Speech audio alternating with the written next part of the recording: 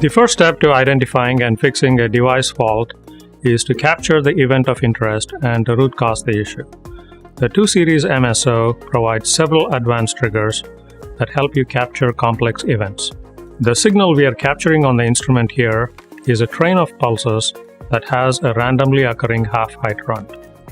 We can quickly set up a runt trigger by choosing runt for the trigger type, adjusting the upper and lower thresholds to help us quickly capture the runt signal.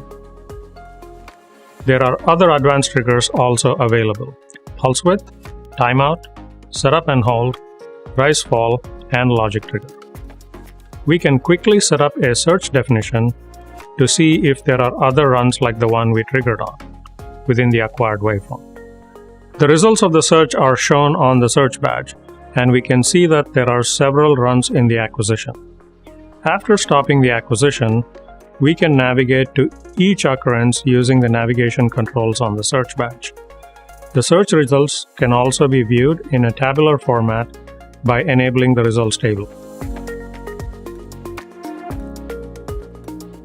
Low-speed serial buses are common in embedded designs. The 2 series MSO supports protocol decode and triggering of the most popular serial buses, such as I2C, SPI, UART, CAN, LIN, and CENT. Let's look at an I2C protocol decode. The decode shows up as a new bus waveform that's aligned with the analog waveform, making it easy to verify the values being written, as well as to view the corresponding analog waveform. The results can be viewed in a tabular format by enabling the results table.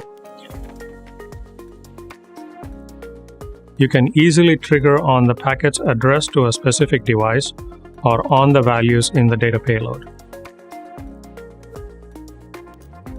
The advanced trigger capability on the 2 series MSO, along with the protocol decode and search and mark capability, lets you capture and analyze complex events, giving you additional insights into your measurements.